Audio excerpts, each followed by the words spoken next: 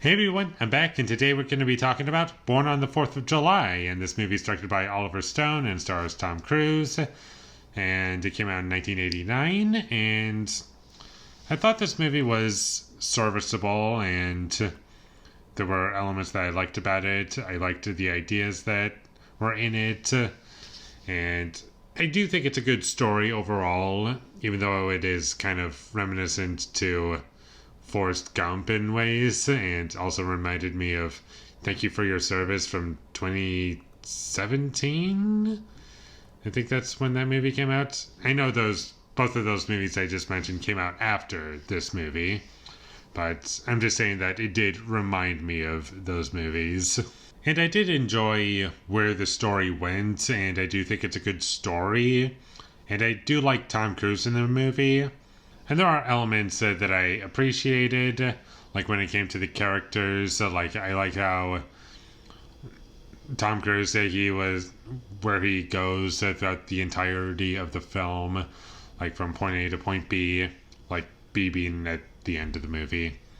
I like everything that he goes through and his whole transformation. Like he's a young kid and he has like no idea what he's getting into, but he wants to get involved in the army and serve his country. And things don't exactly go well, and he comes back home and he's kind of not doing very well because some things happened, and the whole movie is just to him like coping with the fact that things went wrong, and he just doesn't feel right when he came home, and he wished things could have been better for himself, and that I liked. However, where this movie kind of loses me is that it does kind of get a little repetitive after a while, and there are parts where this movie does show the action in Vietnam, where you do see our main character fighting in the war. However, I'm not really a fan of how it was filmed because there were too many close shots. I couldn't really make out what the location was like, and it was just way too close. Couldn't really see the action that was going on, really, except for like a couple points, and that was kind of annoying.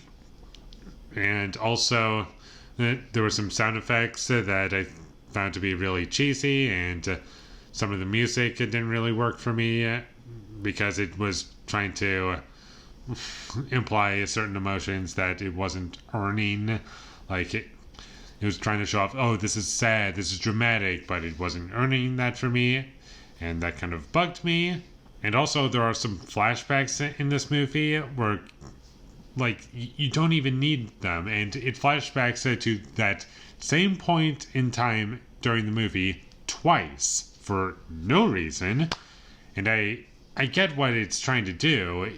Like, it makes sense for the character to be thinking about that situation. It does not make sense for you to show it because you already saw what happened. It's like a very integral part of the plot, and I just fail to understand why it's there. I wasn't really a fan of the child performances. I didn't think that they were all that great, unfortunately. And I know that they're not in the movie a lot, but when they're on screen, they don't do the movie any favors, unfortunately. In terms of my own personal enjoyment, I liked the second half better than the first half, but I can't really say that I was particularly connected to anything that was going on. I liked what it was trying to do and what it was trying to say. All that was well handled. But unfortunately, it's just not really a movie that connects with me. Not because it's an anti-war kind of film, because there are anti-war films that I really love, like Paths of Glory. That's an excellent movie. And I'm fully engaged with that movie. And one thing that helps out that movie is that it's only an hour and a half. This movie is almost 2.5 hours, and it doesn't really need to be 2.5 hours.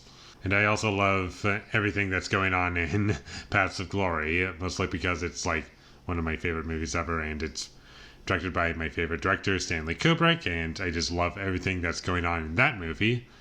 However, going back to this movie, while I don't really love this movie as much as I probably should, there are still things that I appreciate about it. I didn't regret watching it.